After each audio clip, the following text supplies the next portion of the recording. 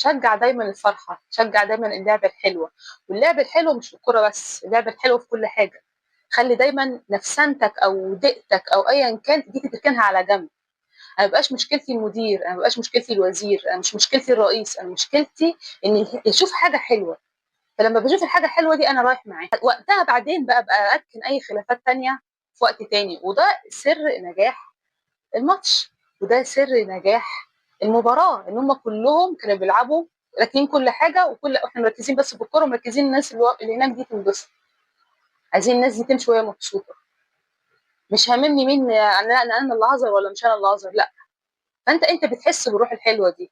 والروح الحلوه دي حتى مهما كانت امكانيات فريقك، وطبق ده على كل حاجه برضو مش الكوره بس، مهما كانت امكانيات فريقك ضعيفه او مش هتبقى، او امكانيات اللي قدامك ما حصلتش، انت تكسب. عشان انتوا كنتوا ايد واحده، عشان انتوا كنتوا ايد واحده. ودايما، وربنا يبعد عننا الحروب، يعني دايما بيبقى اصل اي حرب او اصل اي بلد بتقع مهما كانت عظيمه، ان هو بيحصل فتنه اللي هو الفرقه. فانت مهما كنت جيش قوي، انت تخسر. ليه تخسر؟ عشان خاطر مش عشان ما عندكش امكانيات حلوه، عشان خاطر ما كنتش ايد واحده، او كان في نفسنا، او في حد بيفكر في نفسه. ده دايما اللي بيحصل.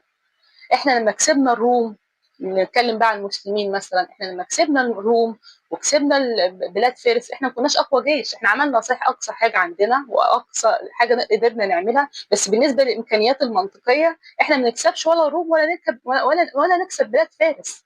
بس احنا كسبناهم عشان خاطر كنا ايد واحده، وهم كانوا متفرقين. دي الفكره.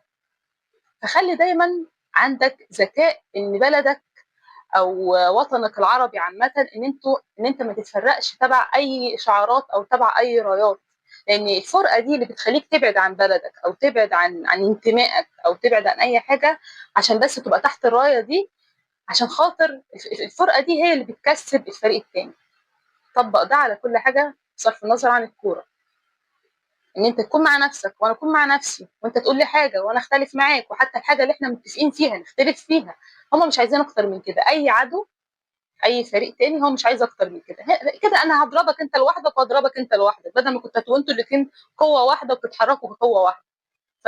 ليه اسيبكم كقوه واحده؟ لا، انا فرقت. تعالى لي انت على جنب، تعالى لي انت على جنب، هضرب كل واحد وهيبقى الضرب بالنسبه لي سهل.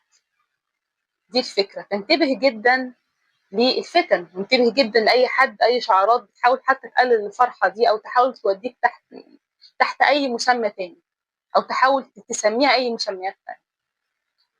خليك ذكي. شكرا.